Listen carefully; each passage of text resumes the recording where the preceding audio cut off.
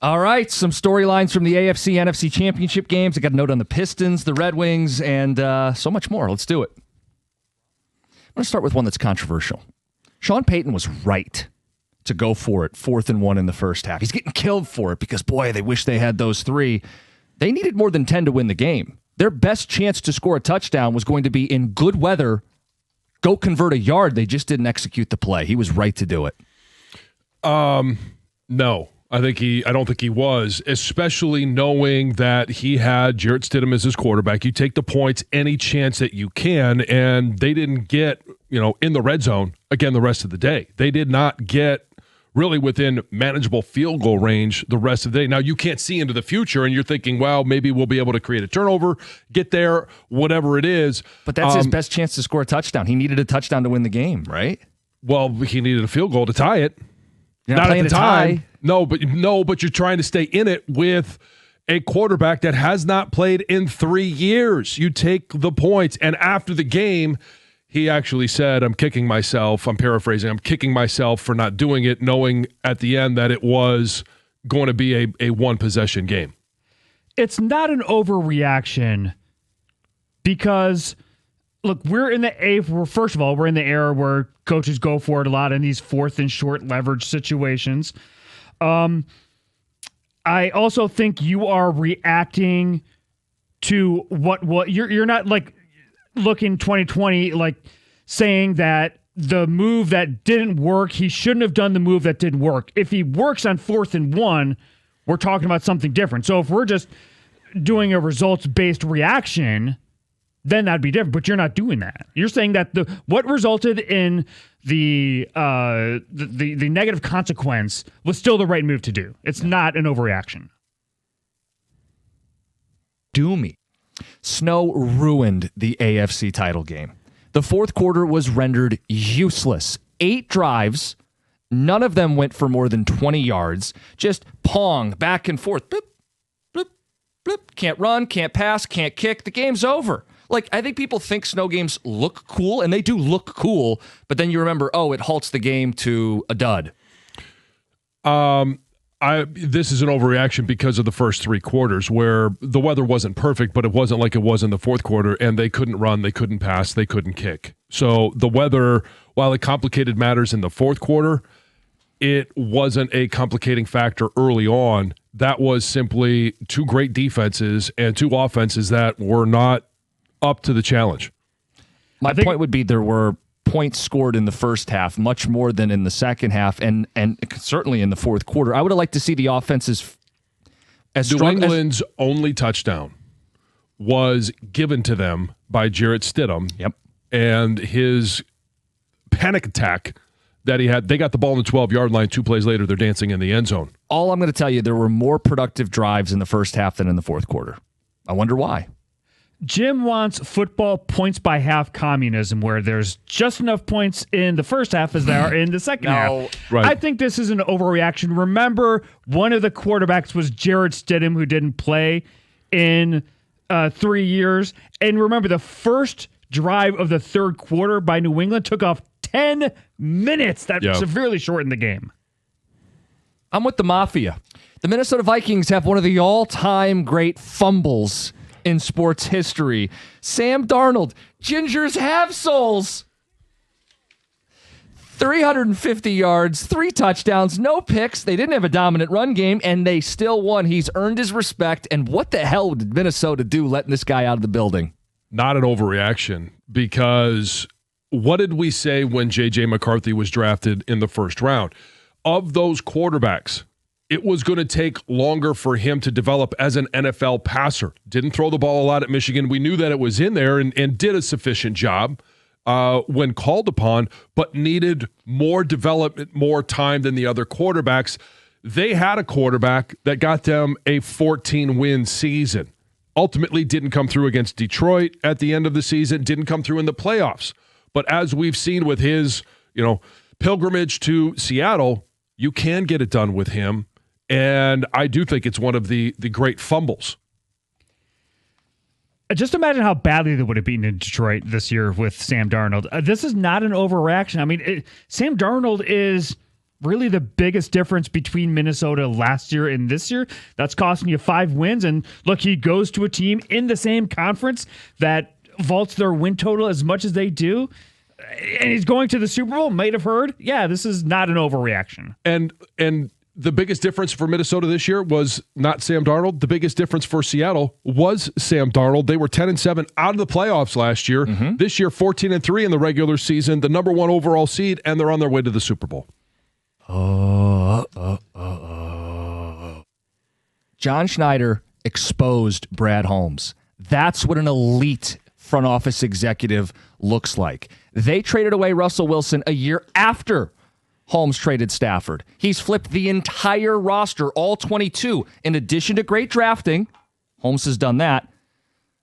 In Seattle, they've also prioritized aggressive free agents and big-time trades. Brad Holmes, you got to do the whole job of being the general manager. You got exposed. I don't think it's necessarily exposing him, but in regards to, hey, general manager, he's been the general manager in Seattle since 2010.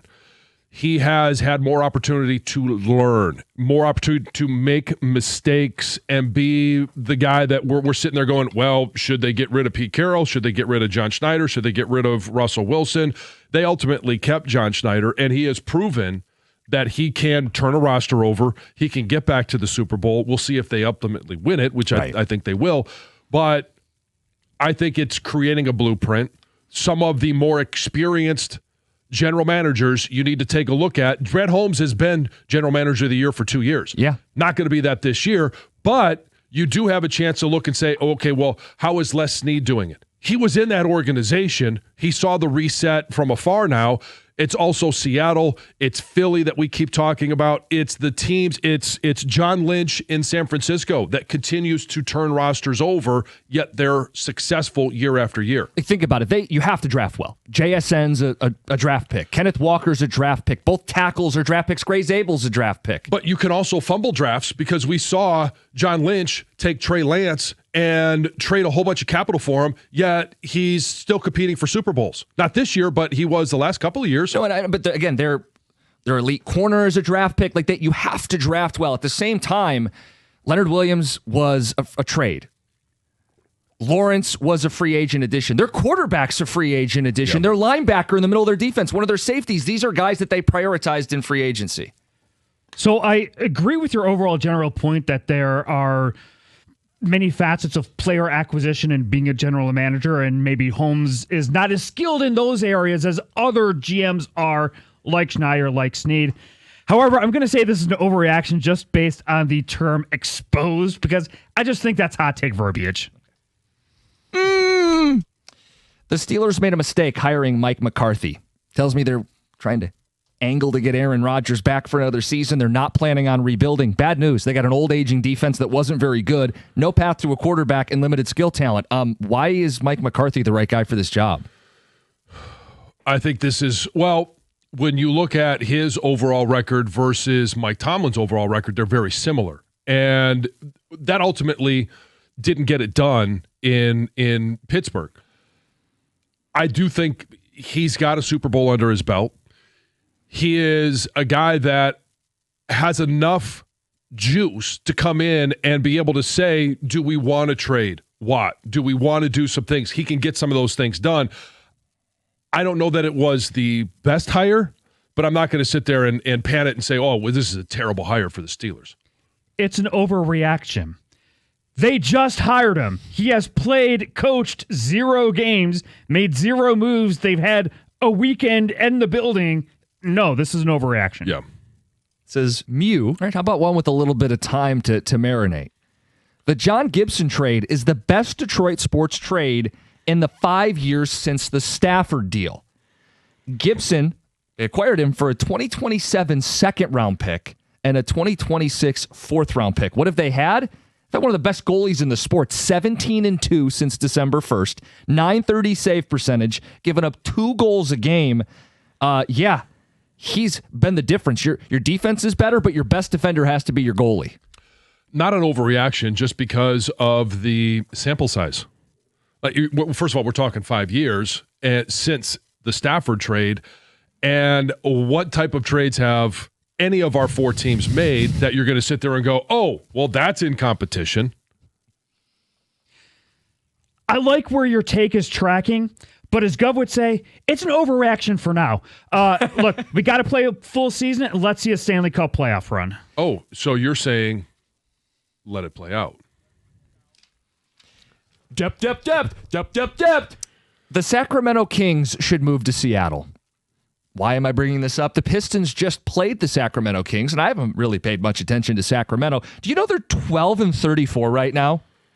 The last 20 years, they've made the playoffs 3 times, advancing a grand total of 0 times. In the last 40 years since they've been in Sacramento, they are bottom 5 in win percentage. The only teams worse are Brooklyn, D.C., and Charlotte. They're not moving teams out of those markets. There's no real legacy for 40 years in Sacramento. They've had a losing season 75% of the time. Goodbye. Leave. To me, this is an overreaction because I'm not sure who ownership is, but maybe their daughter can take over at some point. Because that's been the path to Detroit. I mean, this was the argument, hey, the Detroit doesn't deserve not just the Thanksgiving game, but they don't deserve the Lions. They need to move because they can't win. They can't get out of their own way. They need new ownership. Well, they have, in effect, new ownership now. Same family, but a different person running it. So, yeah, I think this is – I'm not going to sit there and say another team should move from their city when we were dealing with the same thing here in Detroit. I'm looking up to see if there is a Sheila Ranadive who can save them. They are the NBA Lions.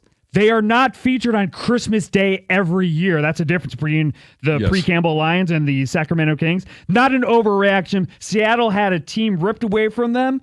It's a basketball hotbed. Let's take it away from Sacramento and give it to Seattle. I agree. Seattle needs a team. I just don't know that. I just can't sit there and say that is the path. Maybe ultimately it is. Those are your overreact gyms. 97.1.